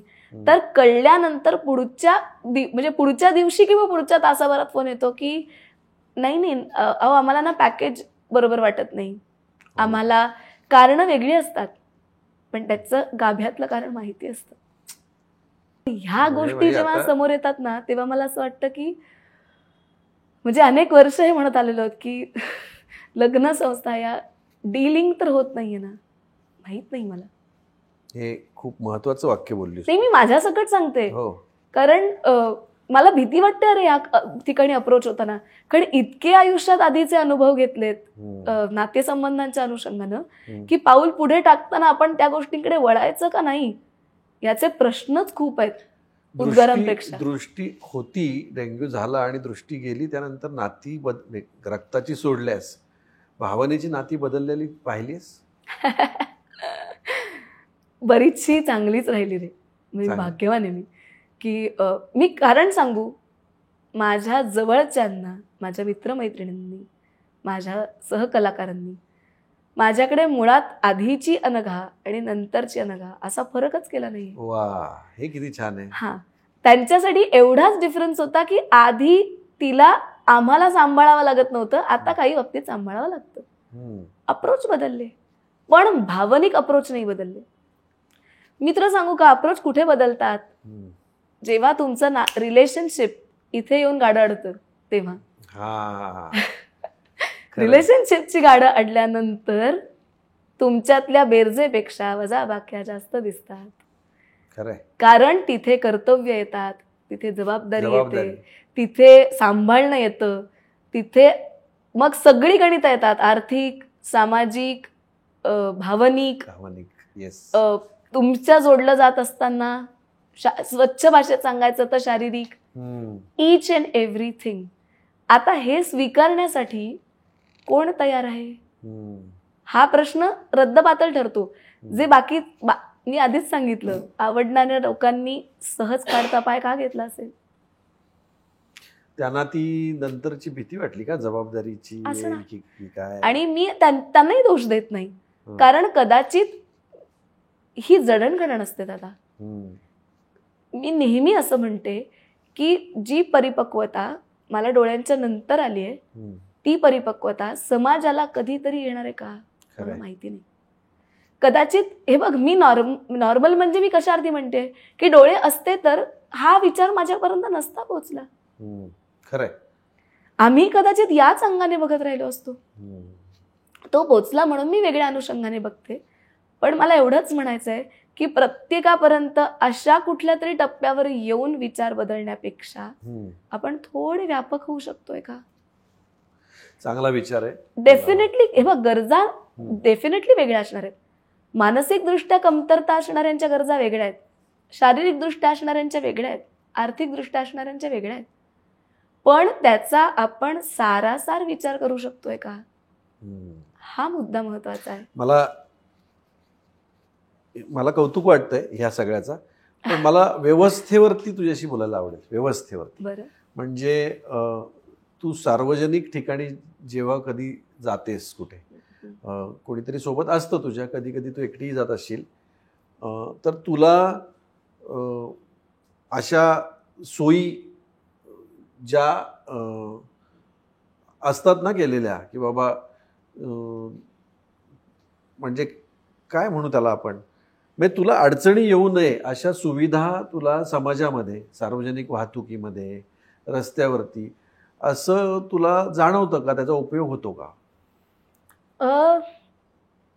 आपल्याकडे काही अंशी कमी आहेत हे मी मान्य करते. आणि मी तुला सांगू का रे, आता माझ्या बरोबर कोणीतरी असतं, कारण माझी आता ट्रीटमेंट डोळ्यांची अजूनही चालू असल्यामुळे काही वेळेला मला पटकन चक्कर येते. म्हणजे मला अनेकांनी सल्ला दिलाय की स्टिक शिक, मी ते शिकणारही आहे. पण आता असं होतंय ना की एकटीला चालायची भीती एवढ्यासाठी वाटते की झमकन चक्कर आल्यानंतर बॅलन्स जातो. त्यामुळे माझ्या बरोबर आणि कोणीतरी का लागतं बॅलन्स हे एवढ्यासाठी, कारण गोळ्या चालू असतात सतत. असं नाही की सततच चक्कर येऊन पडणार आहे, पण 0.1% शक्यता कधीतरी असते. There is a 1 possibility, only 1%. But as you sed की त्याचा चान्स का घ्या. बरोबर. आणि मी डेफिनेटली ती स्टिक शिकणार आहे, कारण मला इंडिपेंडेंट व्हायचंच आहे. फक्त मी तुला म्हणलं तसं मी थोडी थांबलीये, बरीच वर्ष झाली आहेत. पण पहिली काही वर्ष ना खूप हेवी ट्रीटमेंट होती रे. आणि दुसरी महत्वाची गोष्ट सांगू, पहिला फोकस समहाऊ कार्यक्रम येत गेल्यानंतर मला माझ्या पायावर उभं राहता येतंय का याकडे गेला रे. त्यामुळे तो फोकस आल्यावर मी आता ठाम आहे. दुसरा फोकस होता भावनिक दृष्ट्या. काठी हातात आल्यानंतर ती तुला स्वीकारण्यासाठी सुद्धा तुझा मेंटल फिटनेस लागतो आणि स्वतःसाठीचे गट्स लागतात. Am I really capable for this? मी ती घेतली आणि मी मानसिक दृष्ट्या परत आतून हल्ले तर म्हणजे दोन्ही गोष्टींना सामोरं जा. नो, आय एम ग्लॅड की माझे डॉक्टर्स असे आहेत की दे आर लाईक की ग्रॅज्युअली एक एक गोष्ट घडतीये. फाईन, आता मी फायनान्शियली उभी आहे, आता मी भावनिक दृष्ट्या सक्षम आहे, आता माझ्यासमोर कोणीतरी आलं काही वेगळे वक्तव्य केली तर माझी चिडचिड होत नाही. इतर मी त्यांना उत्तर देते किंवा मी इग्नोर करू शकते. ओके, सो मी त्या गोष्टीवरती हळूहळू भावनिक दृष्ट्या सक्षम होतीये. शारीरिक दृष्ट्या घरातली सगळी कामं करता येण्यासाठी सक्षम झाले. आता बाहेरचा प्रोसेस सुरू होतील. There is one step ahead. He journey आहे. ओके, एक एक फोकस क्लिअर करत जातोय. आता हा फोकस क्लिअर करत असताना आता मला तुला आता तू जे व्यवस्थेवर विचारत होतास, काय होतं चालताना जे रॉड्स असतात त्याचे जे कॉर्नर्स असतात, आपण जेव्हा चढतो उतरतो तेव्हा त्याला समजा एक अँगल दिलेला असेल. ओके, समजा आता गोल आपल्याला वळण असेल तर बरोबर जिन्यात त्या दांड्याला गोल असतो. जिथे आपण वळतो समजा तिथे कॉर्नर असतो. आता तो जरा जरी चुकला ना तरी पाऊल अडखळू शकतं. कारण आम्ही हातांनी ते मापत असतो. आम्हाला वाटलं पायरी संपली आणि संपली नसेल तर पायऱ्यांची उंची कमी जास्त असेल तरी चढताना त्रास होतो, उतरताना त्रास होतो, कारण बॅलन्स हलतो. कारण आपण एका स्पेसिफिक उंचीने पायऱ्या उतरायला जजमेंट घेऊन सुरुवात केलेली असते. ओके, हा पायऱ्यांचा भाग झाला. आता जिथे काही ठिकाणी लिफ्ट्स असतात त्या बोलणाऱ्या असतात, काही ठिकाणी ब्रेल असतं, काही ठिकाणी नसतं. अशा वेळेला पंचायत होते. आता मला खूप ब्रेल नाही कळत. मी आधी सांगितलं माझं स्पर्शज्ञान तितकं फाईन नाही झालं, कारण मी बऱ्यापैकी लेट ब्लाइंड आहे. तर या सगळ्या दृष्टिकोनातनं काही आपल्याला वेगळा विचार करता येऊ शकतोय का, तर येस, निश्चितपणे. आणि मी सांगू आता प्रत्येक दिव्यांगाचा वेगळा प्रॉब्लेम आहे रे. ब्लाइंडसाठीचा वेगळा आहे. जे म्हणजे पार्शली ब्लाइंड आहेत त्यांच्यासाठी कदाचित वेगळे टास्क असतील. जे इम्प्युटेड आहेत म्हणजे हँड किंवा लेग इम्प्युटी, यांच्यासाठीचे वेगळे प्रॉब्लेम आहेत. ते चढणार जिने कसे तिथेसाठी तुम्हाला जे आपले स्लोप्स असतात तसे काही आहेत का? या अनेक गोष्टींवरती खरोखरच विचार होतोय का? काही अंशी आता होतोय, पण जितक्या फिनेसनी या सगळ्याकडे आपण पाहिलं पाहिजे. दुसरी गोष्ट काय होते माहितीये का, की सगळ्या ठिकाणी हे करणं शक्य आहे का, तर ते करायला हवं. आता सगळ्या बिल्डिंग्स मध्ये नसतं रे. आता आमचा एक जो मित्र आहे की ज्याला लेग इम्प्युटी आहे, तर ते व्हील्स आहेत त्याच्याकडे, म्हणजे व्हीलचेअर नाही, एक पॅड असतं आणि त्याच्यावर बसून तो जातो. भीती वाटते रे मला. तो फाईन जातो सट सट सट चढत उतरत. पण मला असं वाटतं की अरे या सगळ्या व्यवस्थांबाबतीत निश्चित प्रश्न आहेत, पण ते हळूहळू सुटतील. ठीक आहे. ह्या सगळ्या गोष्टींमध्ये जसं तू कवितेमध्ये म्हटलंयस की आयुष्याला द्यावे उत्तर, तर तसं तू जेव्हा कार्यक्रम करतेस किंवा तुझं असं कधी तुला जाणवतं व्हिज्युअली देखील तुझं आता तुझी व्हिज्युअल इमॅजिनेशन किंवा व्हिज्युअलायझेशन एक स्ट्रॉंग आहे, तर अशी काही उदाहरणं किंवा असे काही किस्से किंवा कार्यक्रमात काहीतरी घडलं, म्हणजे आता तू निवेदन जेव्हा करतेस, निवेदन करताना बरेचदा निवेदक उजवीकडे पाहतो, कोणीतरी आलेलं असतं, ऍड झालेलं असतं किंवा कार्यक्रमाच्या सिक्वेन्समध्ये बदल झालेला असतो. हम्म. असं कधी काही घडलंय का? खूपदा होतं. हा. ते काय म्हणजे पार्ट अँड पार्सल ऑफ निवेदन असं आम्ही म्हणतो. हा. तर म्हणजे साधी गोष्ट आहे. आता आम्ही उद्योगिनीचा कार्यक्रम होता हा. आणि आम्ही उद्योगिनीच्या कार्यक्रमात आपल्या ज्या लेखिका आहेत, अवघा रंग एकाची झाला आता जे नाटक चालू आहे हा. त्याच्या लेखिका मीनाताई नेरुरकर, हा. तर त्या उपस्थित होत्या आणि त्या बोलणार होत्या आणि उदय सामंतजी पण होते. पण त्यांना लवकर निघायचं असल्यामुळे आमच्यापर्यंत निरोप पोहोचताना फक्त मीना नेरुरकरांविषयी मी बोलायला लागले, अख्खी गोष्ट संपली आणि मी त्यांच्याविषयी एक लेखिका ना, त्याच्यामुळे गोष्ट सांगत असताना मी शांताबाईंची एक गोष्ट सांगत होते की शांताबाई जाफर नावाच्या एका शिंप्याच्या दुकानाच्या बाहेर काही काही वेचत असायच्या. तर त्यांची आजी म्हणायची की काय ग, म्हणजे झारेकरणीसारखी काय सगळं वेचतेस. मग त्यांच्या दृष्टिकोनातनं तो सगळा कचरा होता. पण शांताबाईंनी असं लिहिलं होतं की त्यातली प्रत्येक गोष्ट त्यांच्यासाठी सुंदर होती. तर ते इमॅजिन करताना मला असं वाटलं की तो पुटकामणी त्यांच्या भातुकलीतलं मंगळसूत्रही असू शकतं ना. कदाचित काचेचा तुकडा त्यांच्या भातुकलीतलं झुंबर असू शकतं. आणि त्यात एक महत्वाचं वाक्य होतं. त्या म्हणल्या की ते सगळे काचेचे तुकडे जमवतानाच एखादा लोलक मिळायचा आणि त्याच्यातनं पाहताना दुनिया सप्तरंगी दिसायची. काय थॉट आहे बघ. आणि हा मी उलगडत होते आणि हा उलगडत असताना माझ्या कानात येऊन सांगितलं की आम्ही अनाऊन्सही केलं की आता मीनाताई बोलतील. आणि उतरताना पोडियमवरनं पटकन सांगितलं गेलं की आता उदय सामंत बोलणार आहेत. तर मी आणि माझी मैत्रीण दुहिता सोमण म्हणून आम्ही दोघी निवेदन करत होतो. आम्ही दोघी क्षणभर भांबावलो की आता बरं उदय सामंत उद्योग मंत्री, सांगायचं काय. तर काही नाही, अशा वेळेला रंगदेवताच मदत करते आणि गुरुवर्य करतात असं मला वाटतं.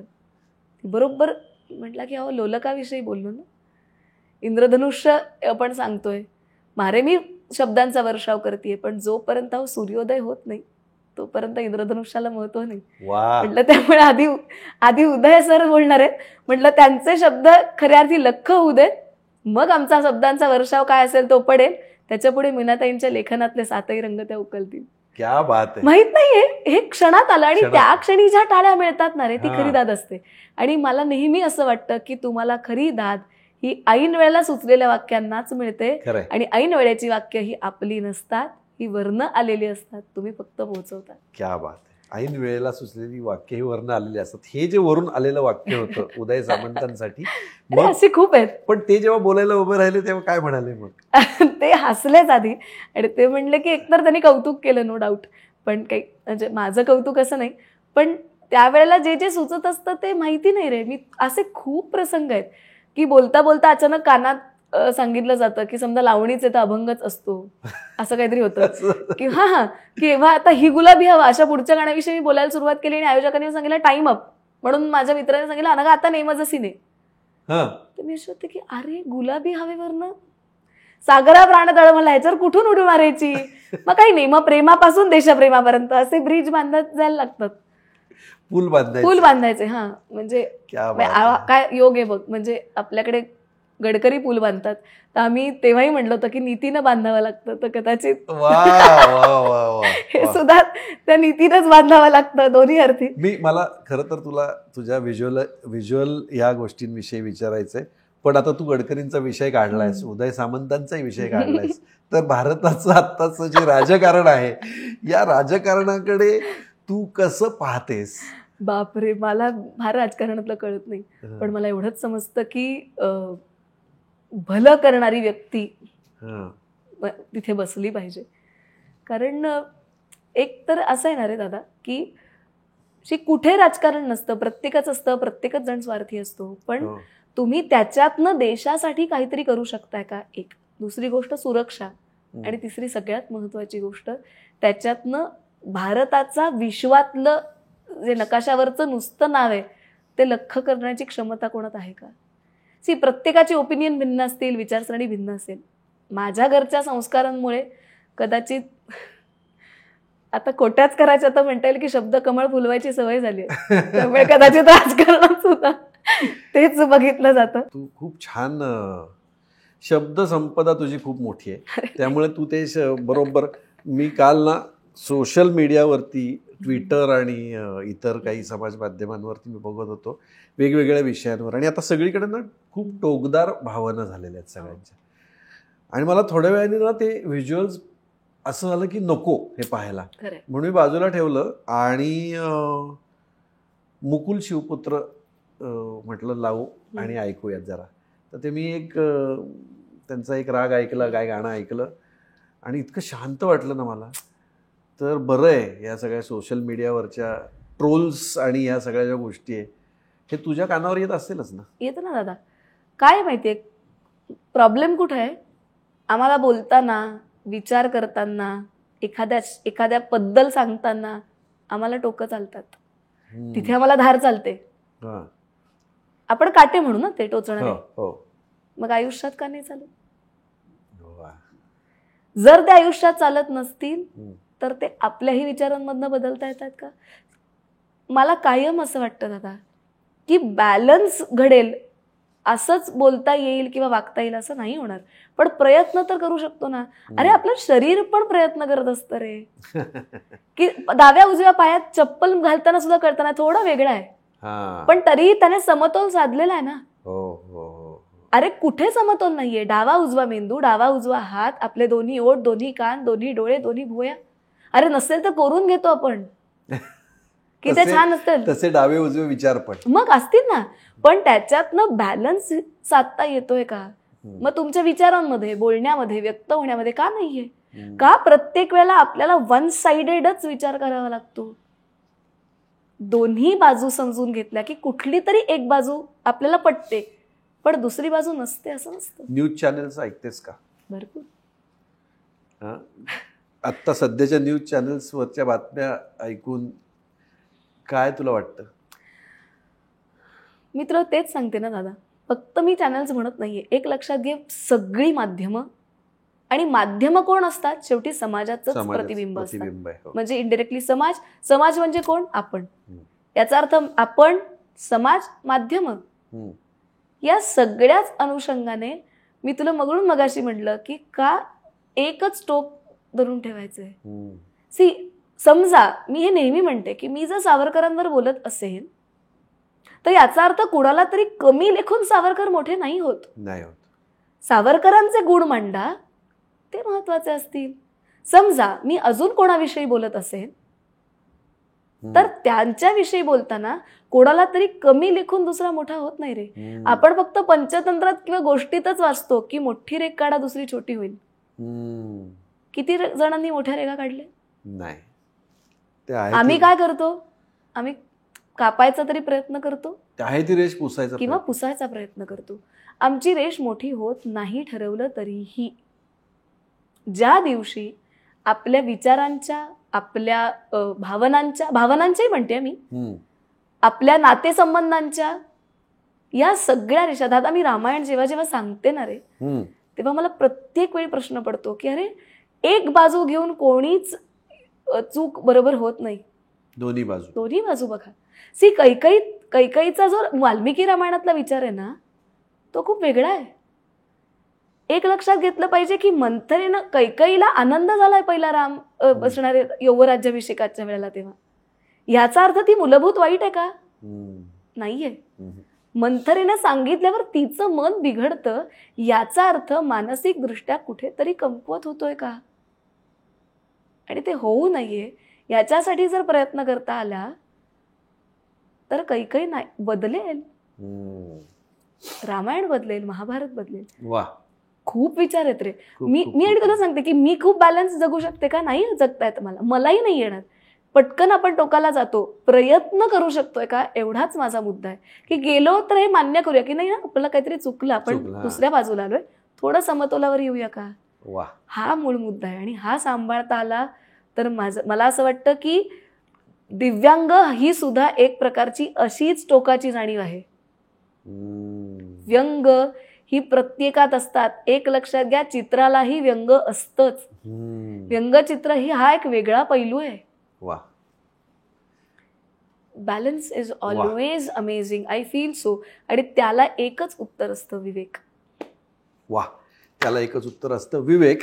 आणि आता आपण या मुलाखतीचा शेवट करूया. पण शेवटी जाता जाता मागाशी मुलाखत सुरू करायच्या पूर्वी, शूट सुरू करायच्या पूर्वी आमची मैथिली मला सांगत होती की अनघाताई विचारतीये की 2 कॅमेरा सेटअप आहे का 3 कॅमेरा सेटअप आहे का काय. तर हे काय आहे? अरे अगेन आय एम ग्लॅड की मला फार कौतुक वाटतं या सगळ्या अधिकाऱ्यांचं. राजीव खांडेकर सर असतील AVP माझाचे, आमचा स्वयंचा नवीन दादा असेल, नवीन काळे, आशय महाजन, हे ज्यांनी मला व्हिज्युअल मीडियम्सवरती काम करायला दिलंय, तर त्या सगळ्यांची मी ऋणी आहे की त्यांनी माझ्या दिसण्याकडे एकदाही लक्ष दिलं नाही. ते आम्हाला म्हणाले की अगं तुझा प्रश्नच नाहीये ना दिसण्याचा, आम्हाला तू हवी आहेस, इथे विषय संपतो. आणि नवीन दादांनी तर ज्यावेळेला आम्ही मुलाखती घेतल्या त्या तर सगळ्या मुलाखती वेगवेगळ्या क्षेत्रातल्या उत्तम कामगिरी करणाऱ्यांच्या आहेत. तिथे मुलाखतकार म्हणून घेत असताना मग वैभव दादाची असेल, वैभव जोशीची असेल, अश्विनी भिडे ज्या वेटरवुमन आहेत त्यांच्या असेल, मेनी प्रत्येक क्षेत्रातली ती मोठी व्यक्ती उलगडताना मला असं झालं की तिथे त्यांनी माझी फक्त विचारांची दृष्टी आणि कलेवरचा विश्वास एवढाच पाहिला. मग तो महत्वाचा नाहीये का? मग मला असं वाटतं की जो कॅमेरा अँगल आहे, जो सेटअप आहे, फार काय होईल, मी कदाचित मला नवीन दादा किंवा आमची जी वीणाताई होती, वीणा गोखले, अजय गोखले, जे कॅमेरासाठी उभे राहायचे स्वयंला, तर ती मला म्हणायची का ना थोडं टिल्ट होऊन बघ, थोडी चिन डाऊन कर. तर जसं माझी बोलताना थोडीशी चिनअप होते किंवा मान थोडी उजवी डावीकडे होते, तर तेव्हा नवीन दादा म्हणाला होता की दॅट्स फाईन फॉर अस. थोडं लेफ्ट राईट झाल्याने सगळ्यात महत्वाची गोष्ट, तुझी मान कुठे कल्ली आहे याच्यापेक्षा तुझा विचारांचा कल कुठे हे महत्वाचं. तर हा किती छान अप्रोच आहे. आता दुसरा अप्रोच सांगते, हे झालं व्हिज्युअल मीडियमच्या बाबतीत. मग एकही माध्यम असं नाही की ज्या माध्यमांवर मला काम करता आलेलं नाहीये. I am really glad. दुसरं माध्यम होतं आकाशवाणी. नेहा खरे आमच्या आकाशवाणीच्या काय मेंटॉर्स आहेत रे हे सगळे. की नेहा मावशी म्हणते मी तिला. तर तेजाची आरती नावाची आम्ही अख्खी सिरीज केली होती गदिमा बाबूजींवर, 13 भाग. आता ते 13 भाग करायला आम्हाला समजा सगळं काम करायला काय 5 महिने लागले असतील. तिने कुठला तरी वेगळे आरजे घेतले असते तर तिचं काम अजून सोपं झालं असतं, जे 2 महिन्यात संपलं असतं. तर मी जेव्हा नेहा मावशीला विचारलं, म्हणलं मावशी तुला असं नाही वाटत तू तुझं काम वाढवून घेतलंस? तिचे उत्तर बघा, म्हणजे माझ्या जगण्यासाठीचा अप्रोच आहे. तर मी म्हणलं की तू का घेतलंस? अगं तुझं एडिटिंग वाढलं, तुझं काम वाढलं, कदाचित मी एक गोष्ट परत करताना तुझा वेळ वाढला. ती म्हणली बरं. ती म्हणली हे सगळं करायला ना का किती महिने लागले? आपण असं धरू चल एक्स्ट्रीम 6 महिने लागले. ती म्हणली मिळणारा आउटपुट, ती म्हणली हे बघ, हे आपण अर्काइवल म्हणून बघतोय, कायमस्वरूपी टिकणार आहे. ती म्हणली काळाच्या पटलाचा विचार करताना माझ्यासाठी 3 महिने किंवा 6 महिने याच्यात फार फरक नाही अगं.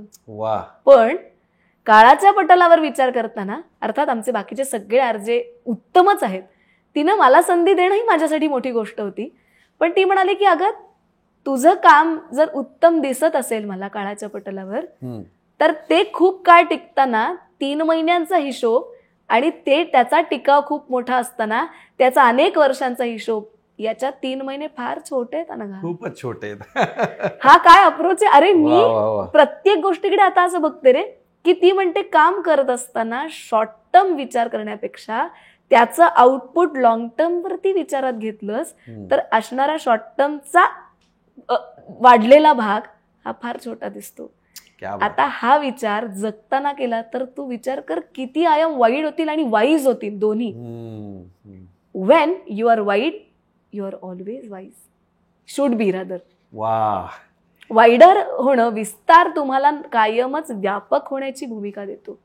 आता हे दुसरं माध्यम, वाचक जे माझे येतात, मी थोडा वेळ घेतेय पण मला असं वाटतं की ही सगळी माध्यमं महत्वाची आहेत. वाचन जे मला करून दाखवतात ते कोणीही माझ्याकडे येत असताना आम्ही तुला वाचून दाखवतोय या भावनेने येत नाही. ते असं असतात की आम्हाला आनंद मिळतो, आम्ही काहीतरी शिकतो, आम्हाला 4 गोष्टी मिळतात. किती छान विचार. म्हणजे सहानुभूती संपली, गेली ना. आणि it's a win win win win situation. Absolutely. ते मला माझ्या काही चुका असतील तर सांगतात आणि छान तटस्थपणे सगळं वाचून दाखवतात. अशा प्रत्येक टप्प्यावरती आज मलाही सांगायला आवडेल, काही दिवसात येईल संपदा जोगळेकर आपली मैत्रीण, संपदा जोगळेकर कुलकर्णी, ताई पुस्तकं लिहितेय माझ्यावरती. अरे क्या बात आहे. तर ताई इतकी अमेझिंग आहे. ताईने काय अप्रोच शिकवलेत बघ. बऱ्याचदा ना मला खूप गप्पा मारायला आवडतात. तर मी ताईला एकदा ना खूप चुकीच्या पद्धतीने माझ्यावरती बोललं गेलं होतं. तर मी थोडीशी अपसेट झाले होते आणि मी ताईला म्हटलं का ताई ओव्हर बोलतेय का ग, मी बंद करू का. तर तिने 2 गोष्टी पटकन सांगितल्या. ती म्हणली एक लक्षात घ्या ना का, 2 तुझे बघण्यात, एक तर बघणं, वाचन करणं, लिखाण, ह्या 3 गोष्टी बंद झाल्यावर तू प्रवाही आहेस, तू बोलणारच, अडवलंच तर अवघड होईल. आणि दुसरं ती म्हणाली एक लक्षात घ्या ना का, तू धबधब्यासारखी आहेस. धबधब्याचं सौंदर्य ज्यांना कळतं त्यांना धबधबा आवडेल, ज्यांना झेपणार नाही ते खाली येऊच शकणार नाही. तर म्हटलं अरे. आणि त्याच्या पुढची गोष्ट तिने सांगितली की एक सगळ्यात महत्वाचं, तुझ्या शब्दांना लय आहे. तशी ही तिने सांगितलेली गोष्ट आहे. मला ही माहिती नव्हती. आहे ना, मी काहीतरी शोधत होते, तर ते शोधता शोधता टॅप करत होते, तर पटकन संपदा त्यांनी मला विचारलं डान्स करतेस तू. मी म्हणलं नाही, अजिबातच नाही येत मला. तर ती म्हणली असं तुला वाटतं. म्हणलं म्हणजे. ती म्हणते ना का, गोष्ट शोधताना अशी शोधली नाहीस, टॅप करत गेलीस आणि त्याच्यात पण एक रिदम आहे. आणि मग बघितलंस. ती म्हणली हा रिदम कधी हरवू देऊ नकोस तुझ्यातला, कारण ही लय तुझ्या जगण्याला आहे, तीच तुझ्या बोलण्याला आहे. बोलण्यातली लय सोडली नाहीस तर जगण्यातली सुटणार नाही. क्या बात आहे. काय बोलले रे. म्हणजे हा तिचा मोठेपणा ना, तिने जो अप्रोच दिलाय. आता राजीव खांडेकरांनी, नवीन दादांनी, नेहा खरेंनी, माझ्या वाचकांनी, संपदाताईने आणि माझ्याबरोबरच्या माझ्या सगळ्या दोस्तांनी जवळच्या दिलेला अप्रोचच मला मोठं करतोय. आणि गुरुवर्य त्याला सगळ्यात कळस आणि गाभारा दोन्ही तेच आहेत. हे जर देत असतील तर who am I. I am just a flow. I am just a flow असं सांगणारी अनघा आज मला या इंटरव्ह्यूचा शेवट करताना कुठले शब्द निवडावे, कारण तुझ्या पुढे मी काहीतरी शब्द बोलणं इतकी शब्द संपदा तुझी आहे. पण मला खूप आनंद वाटला. आमच्या आरपारच्या सर्व प्रेक्षकांनाही खूप आय एम शुअर आनंद वाटला असेल. आणि डोळे प्रत्येकाला असतात, दृष्टी कमी लोकांना असते. आमच्या अनघाकडे दृष्टी आहे आणि मला खूप आनंद वाटला. Thank you so much Anagha. तू इतकी मनमोकळेपणाने मनातले सर्व विचार, कुठलंही बांध न ठेवता खरं बोलली संपदा. तू एक धबधबा आहेस, असा एक आनंदाचा धबधबा असणारी Anagha modak. Thank you so much. Thank you दादा, मला इथे बोलता आलं. आणि तू म्हणतोस तसं की आरपार जायचं असेल तर तसंच असावं लागतं, मल्याळात जावं लागतं. त्याच्यामुळे आपण तो प्रयत्न केला. But I am glad. आणि अनेकांविषयी बोलले, पण अनेकांची नावं राहिली. पण मला असं वाटतं की ते सगळे समजूतदार आहेत, त्यामुळे ते समजून घेतील. ते सगळे तुझेच आहेत. Yes. Thank you so much. Thank you once again. Thank you. नमस्कार, मी अनघा मोडक. आरपारच्या यूट्यूब चॅनलवरती मी वुमन की बात या सेगमेंटमध्ये गप्पा मारायला आली आहे. पण अशा अनेक उत्तम स्त्रिया ज्यांनी आपापलं कर्तृत्व उत्तम गाजवलंय, तर त्यांना तुम्हाला भेटायचं असेल, त्यांच्या गप्पा ऐकून स्वतःला इन्स्पायर करायचं असेल, तर नक्की अनुभवा आरपार वुमन की बात. जरूर लाईक, शेअर आणि सबस्क्राईब करा.